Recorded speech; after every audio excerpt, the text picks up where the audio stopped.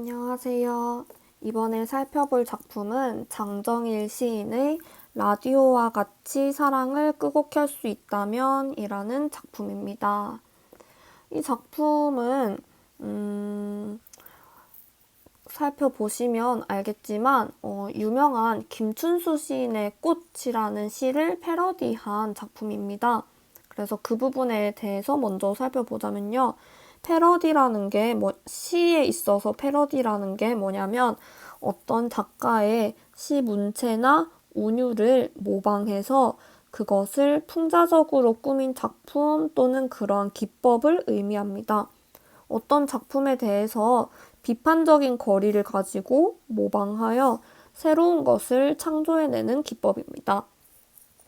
이때 새로운 것을 창조하지 않고 그 전에 기존 작품을 그대로 답습하고 있으면 그것은 정말 그냥 모방하는 거에 불과합니다. 이렇게 패러디라는 이름을 갖기 위해서는 뭔가 새로운 의미를 창조해낼 수 있어야 합니다. 그래서 이 작품이 김춘수 시인의 꽃과 얼마나 같고 또 얼마나 다른지를 염두에 두면서 살펴보면 되겠습니다.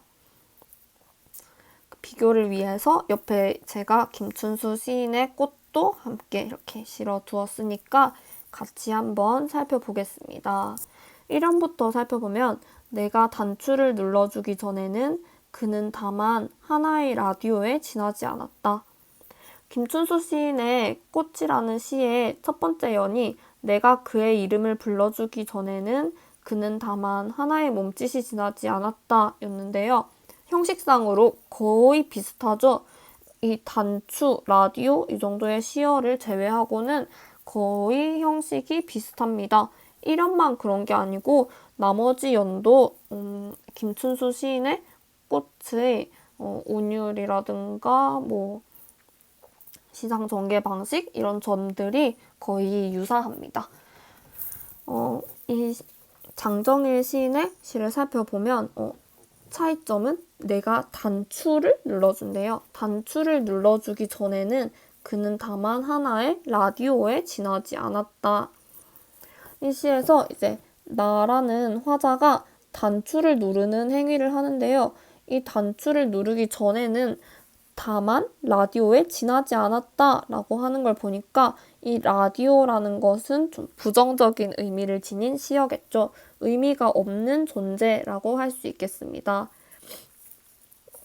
이때 라디오라고 하는 걸 보면 이 단추는 라디오의 버튼을 의미합니다. 라디오는 그냥 가만히 놔둔다고 막 소리가 나오는 게 아니고 시작 버튼을 눌려야지 재생이 되죠. 그래서 이 단추를 누른다는 것은 이 라디오에서 이야기가 전해져 올 수 있도록 뭔가 소통을 시작하게끔 하는 소통의 매개체라고 할 수 있겠습니다. 이연을 살펴보면 내가 그의 단추를 눌러주었을 때 그는 나에게로 와서 전파가 되었다.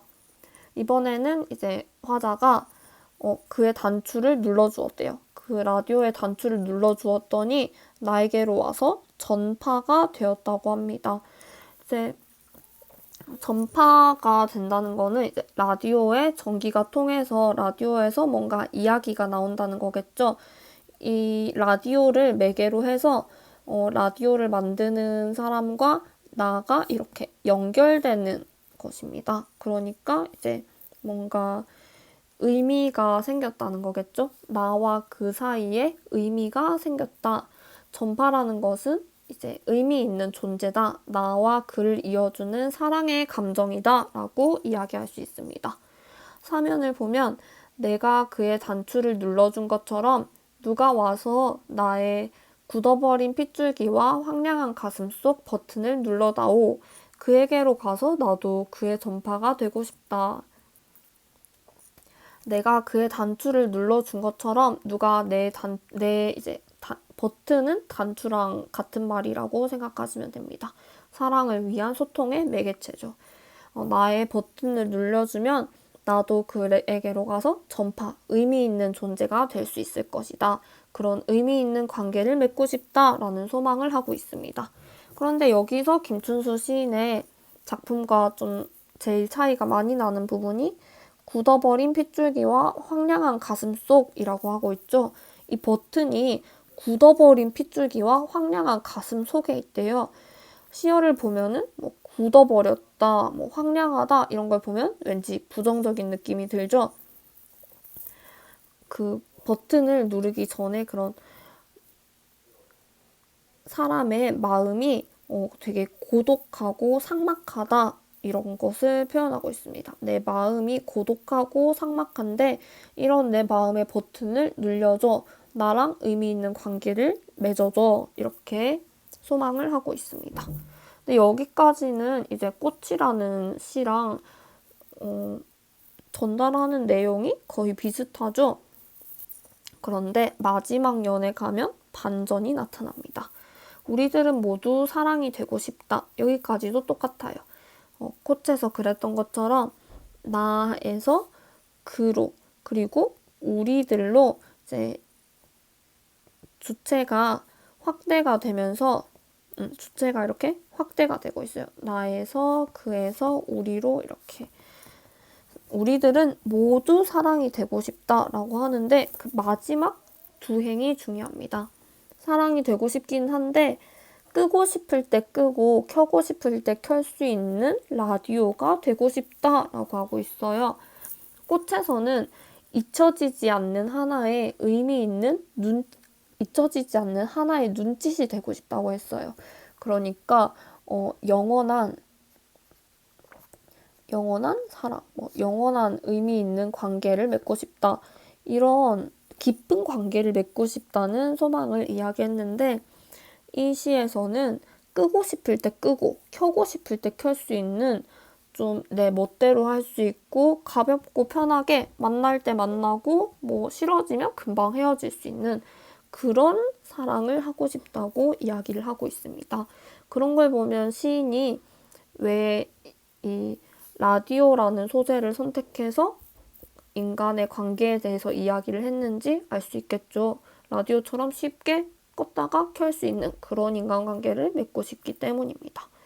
이 끄고 싶을 때 끄고 켜고 싶을 때 켤 수 있는 라디오가 되고 싶다라는 구절은 이렇게 즉흥적이고 순간적으로 사랑을 하는 현대인들의 인스턴트식 사랑을 풍자하고 있다고 볼 수 있습니다.